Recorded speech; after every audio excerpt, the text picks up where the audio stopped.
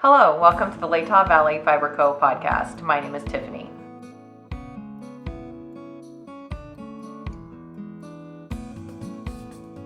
I'm so glad you're here. It's November and I have a few finished objects to show you as well as some works in progress. So let's get started. I have a few knitting items and one spinning item. So first of all, you can find me on Instagram at Latah Valley Fiber Co. You can check out my shop, latahvalleyfiberco.etsy.com. And if you want to direct message me, lvfiberco@gmail.com. So I hope you're all doing well. The weather has certainly taken a change here in Eastern Washington. So, okay, let's start off with a few finished items. And actually, I only have one. Most of mine are whips right now. I have a finished pair of socks. And these I started, let's see, 11/6. And nope, these are not the 11/6 ones. Here we go. 10/26. Let's see. The pattern is a 3x1 ribbed. I use polka dot sheep yarn for this in the Beartooth colorway. The needle size I used was 2.25 millimeter on circular needles, and I cast on 64 stitches. This is for a woman. So she is a size 10.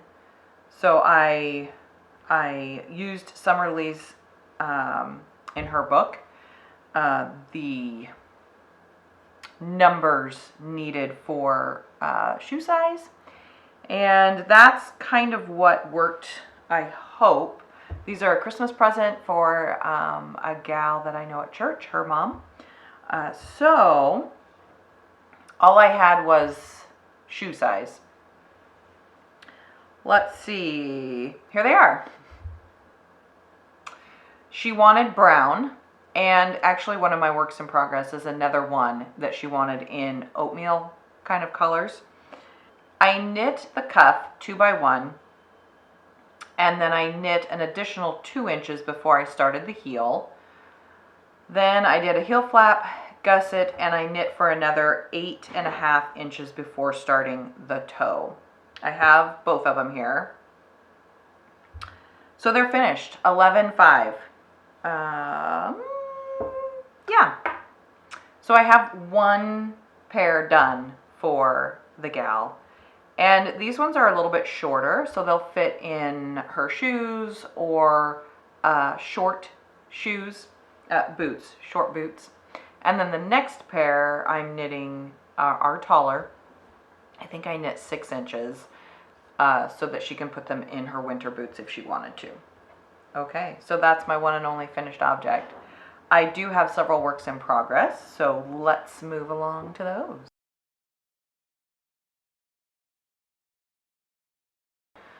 I'm going to keep with the theme of socks because why not?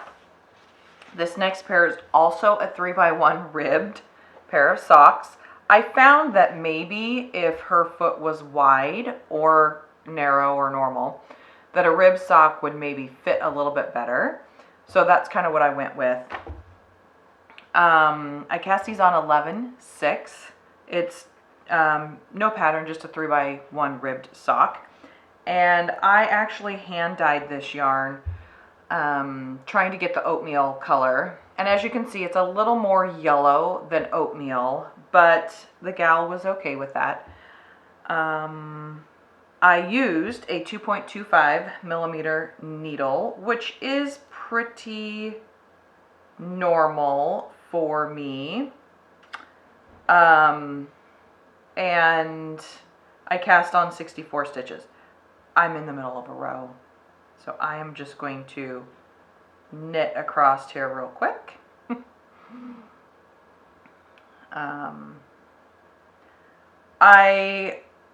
I did the cuff 2 inches, and then I started the heel after 6 inches. So they are 2 inches longer than the previous socks that I knit for this gal. So hopefully they will work well for her. This base is 80/20, and I bought it at my local yarn store, Paradise Fiber, because I didn't have any Bear in stash. I need to make an order, but I haven't done that yet. So it is a really soft plush yarn. I don't know if you can tell by this picture or by the video, but it's very similar to my base that I buy and use. This has, I used brown and yellow to try and get the oatmeal color, and in the brown and yellow they put those together with blues and oranges. So there's a couple spots where the color broke, and those colors came out on here as well. So I found that as I'm knitting it up, they are somewhat noticeable to me, but I don't think anybody else is going to notice them. At least that's my hope. Okay, so cuff 2x2 ribbing. I cast on the 64 stitches. There's a lot of give there. And then I knit one round before starting the 3x1 ribbed pattern. And again, I knit for 6 inches total before starting the heel, which is a heel flap and gusset. So I've done those decreases, and now I'm knitting the foot. I actually don't know where I'm at lengthwise. I'm probably more than halfway there. And then I can start the toe. So I have one cast on and almost done, and then I'll cast on the other one. That will be it for, is that it for socks for a little bit? No, I think my mother-in-law requested a pair of socks. I may wait and do those in December because I have a few things on my plate that I need to get done. Needs to take a little bit of priority. And I've knit a lot of socks in the last year. As you all know, I knit an Advent for my husband. So, yeah, it'll be nice to have just a little bit of break of that and finish up some items that I have on my needles. Okay, my next work in progress is a cable sweater that I'm knitting for my son. And I have two of the items. Well, first of all, I'll start. It's the Awen by Meghan Babin. The yarn I'm using is the Berroco Vintage in the smoke colorway. And I cast on for the chest size 39.5, which I can't remember which size that is. The small, maybe? No, the small would be. So it might be the medium, actually. I initially, if you watched last vlog, I initially had some issues with the sleeve cast on and trying to figure out, there was some wordage that was different than the chart, and I really was stuck. I knit the cuff, and then I knit maybe 2 more inches or 3 inches of the patterning, which is 2 cables and then a big cable in the middle, and then some seeds. Well, no, it wouldn't be seed stitch. There's patterning on both sides. I'll show you here in a second. Well, I ended up pulling out what I had previously knit and started over again. Not completely over. I just pulled down to the cuff and then started the charting and pattern after that. And I felt like I got it figured out. There is, I think, the pattern just assumes that you're going to know what to do in certain situations. And that's fine for some knitters, I'm sure, but I had never knit a cabled sweater before, so I didn't know. I thought it would be more spelled out. Like either you read the chart and you do that for the whole thing, but the deal is you're also increasing, and then there's a section where you're just knitting, and then there's a section that you decrease.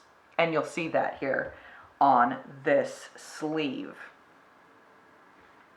Okay, so this is a little hard to show.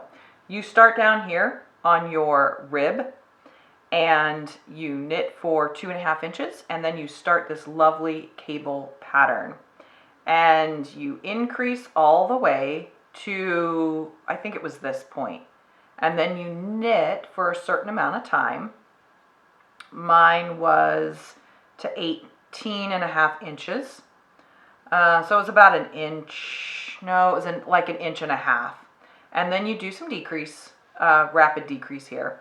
And then you gradually decrease all the way up. And you continue the patterning through here. So I also found that that was a little dicey. And you'll be able to tell here.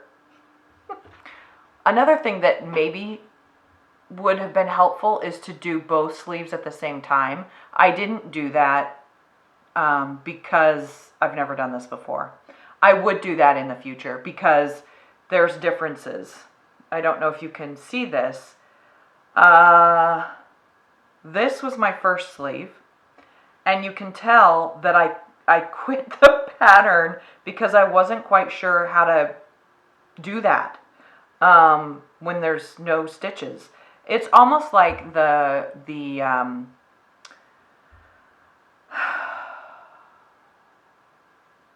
what am I thinking? It's almost like the chart just assumes that you know that this is the middle of the chart and you're supposed to just on the chart drop those stitches and no longer do them as you're decreasing. And for some reason, the first round, that was really hard to get my mind around. I kept losing my spot. Even though I was tracking it, I didn't know which stitches on the chart were going like this. So this is my first one, okay? This is my second one. And you can see that I was able to carry it more up towards the end. There's not this big just knit section here like there is on this one. So that was a big thing that I feel like would have been a little, if I was doing them both at the same time, at least they would both look the same. Okay, so also these cables, these big ones here that are running up pretty much all the way through, well, you're decreasing them out. And so as you're doing that, there's you're trying to figure out which stitches to leave out. So that was challenging to keep it the same all the way across because again, well, this actually looks pretty even. So this is where both of those are no longer there, and that looks pretty even. This one, it's more clear on. Okay, so this was the first sleeve. Look at this big knit section there. Okay, well that's not over here at all. It's smaller, it's more, yep, yeah. So they don't look alike there as well. The nice thing is, oh no, so the big one is also decreased. And I feel like this one is a little bit cleaner of a decrease than my first sleeve. Oh no, this is my first sleeve. No, this is terrible. It looks like I purl here for some reason, and I should have been knitting. And this one actually looks really good. I would say this is this is the better one of them both. So there are mistakes. There is several in the first sleeve was okay. The second sleeve, let's see, it was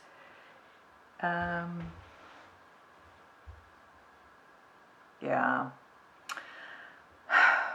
Okay, I may have to show you a video of this so that you can see the difference. But this cable that runs up the side of the big cable, it's a 4-row repeat. So you would think that, oh, that would be easy to memorize. It wasn't. So I had this little chart that I would move up each row after I did it. But there were several on the second sleeve where I went too long or I twisted. So the first round you twist to the left, then you knit around from the back, and then when you come around again you are knitting to the left. Or twisting to the left or to the right. I don't know what I'm saying here. One time you're going this way and the next time you're going that way. And with that, that got a little dicey. And so several of them I went to the right twice in a row instead of going right and left. So that made the leg here longer. And that, I don't know if you can tell. Oh, like here's one. See that? I don't know.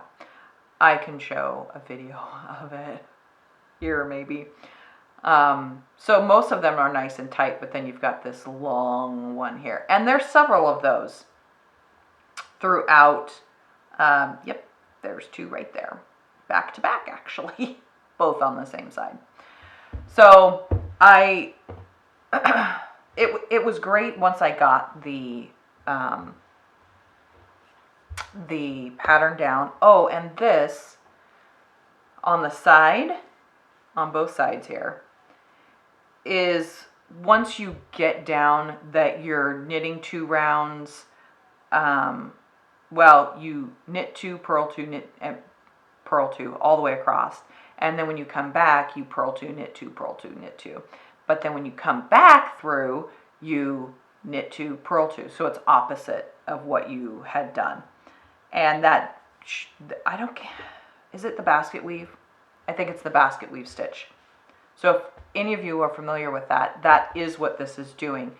That was not on the chart. In the pattern, the words said to continue in pattern. So I thought that meant following the chart. It doesn't. It means that because as you're increasing, oftentimes you'll have 1 purl before you're starting your knit 2, purl 2, knit 2, purl 2. And then somewhere along the line, it's you're knitting. And then you purl 2, knit 2, purl 2, knit 2.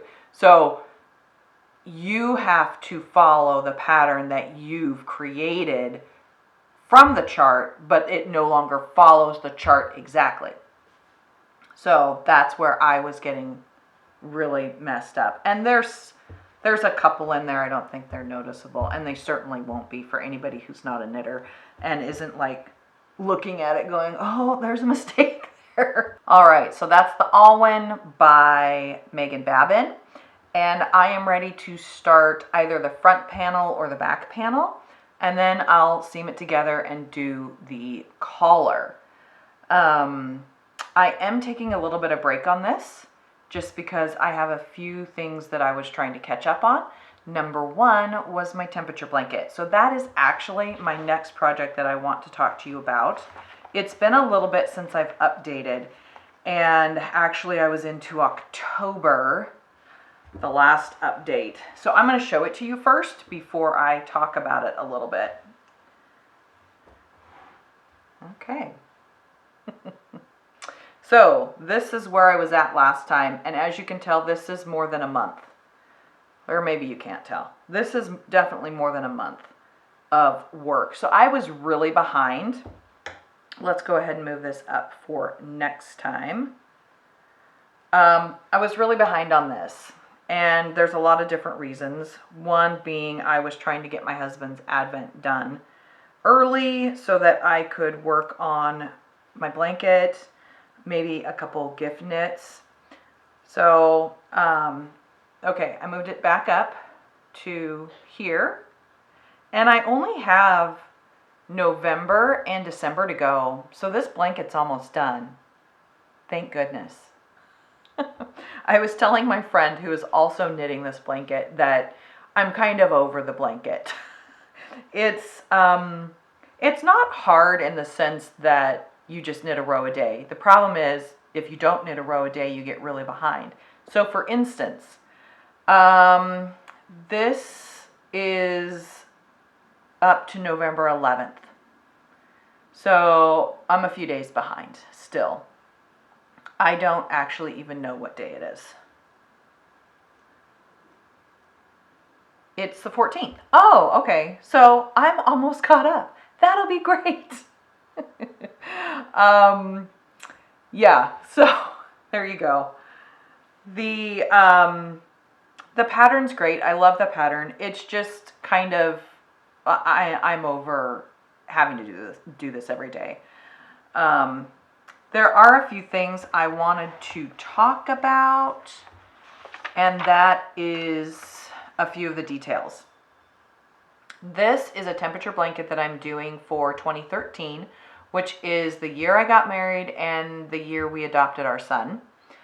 The pattern is by Handy Little Me, and it's just called the temperature blanket. I can put a link down below if you're interested, because I do like this pattern. I would be interested in maybe doing a baby blanket, something shorter. With this pattern again, it's very easy once you get down the repeats and you put in stitch markers in between. So the yarn I used for the majority of the blanket is the Woodland Tweed by Knit Picks in the worsted Aran. There are a couple colors that I used also by Knit Picks. It's called City Tweed, and it is the blues and yellow. So this yellow color, which is lemon curd, and then this blue, which is called jacquard. And those were for my warmer weather temperatures. So I'm actually done with them because in 2013, this time November, temperature was dropping. It was in the 40s. So I cast on with a 4.5 millimeter needle, and I cast on 240 stitches. So, oh, that was another thing, is I needed the 4.5s for the sweater for my son. And I only have one set of interchangeable needles. So, I maybe could have used my husband's interchangeable set, but I don't. So, anyway, I was having to take them off and on. So, that put my blanket a little bit more behind. I am running out of colors. And thankfully, I've looked ahead. Those temperatures have dropped off, which is good because I have like a little tiny ball left of two of the colors actually. For temperatures 51 to 55 and temperature 56 to 60, I have just a little left, and I don't have any more of those temperatures in 2013. So this is what my page looks like. I'm using, I dropped something. I'm using light blue to finish up for November, or to do November. And then the next page is December, and it's the final month. Yay. The temperatures are in the 30s, looks like, some 20s, some teens. Yeah. So I am excited that this blanket is almost done. I'll do a big reveal at the end of the year, so if you want to stick around for that, it'll be my first vlog probably in January, where I will show off the finished product. Really thrilled about that. So my next work in progress is a spinning project. So a little background on that is my son's teacher from last year gave me, she has 2 sheep that are pets, and I am working on the one sheep right now. The other sheep is a hair sheep, and I've looked over the fleece. I'm not exactly sure how I'm going to spin that. So I'm kind of stuck on that. But the fleece for the other sheep is wool. And I've washed this raw from the cut of the sheep. I picked through it to take out the big chunks of vegetable matter. And there is still some in here, and I'm in the process of spinning it right now, and I'm pulling out the chunks that are bigger. However, I've noticed, and I'll maybe insert a video here, that it's still dirty, and there's a lot of lanolin on here, so as I'm spinning it, my hands are getting very soft, which is fun. But I think I'm going to have to wash it again once it's yarn. And I'm hoping with that process, it'll take the dirt look away. This seems to be white, but I've noticed as it's spinning, it looks dirty. And this is what I have. And then also I have another one that's about this size that I'm currently working on. So how much yarn will that sheep produce? I'm not sure. I'm guessing around a skein, 100 grams. Now, when I was processing the sheep, I washed it, laid it out to dry, picked through it, the big chunks of vegetable matter, and then I would card it on my carder. And I found that a lot of the fleece was unusable for a couple of reasons.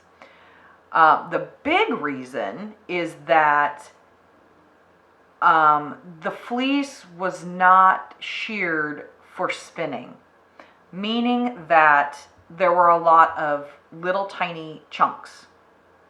And an inch is really the shortest that, I mean, and even that is really hard to spin. But really the longer that the wool strand is, the better spinning capability that it has. And this fleece, a good portion of it, it was really short, and probably the person just, I don't know. I've never actually sheared a sheep. So, I mean, I've taken my sheep to be sheared.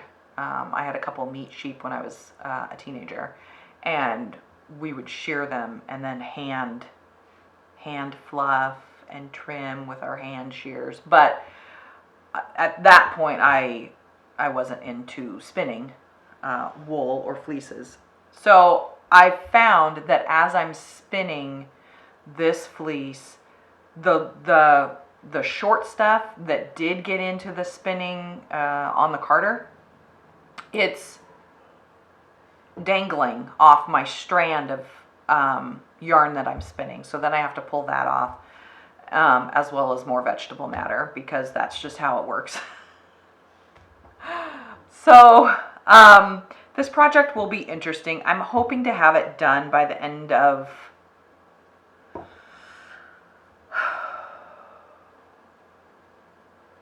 I would like to give it to her before Christmas, before she goes on break for the year.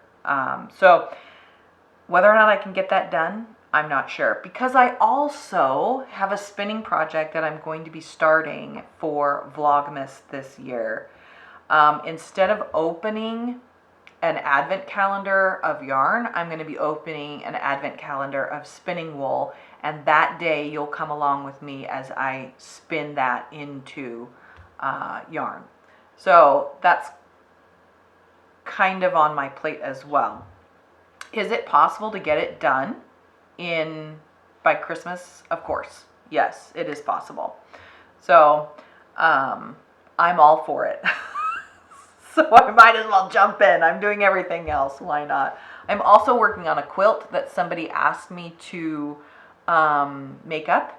Her husband, and I'm not going to show that yet because I haven't quite figured it out. Her husband is a soccer coach, and he has gotten championship scarves for all the championships that they've won, and they're about 12 of them, 10 to 12 scarves, and she wanted me to sew that into a quilt.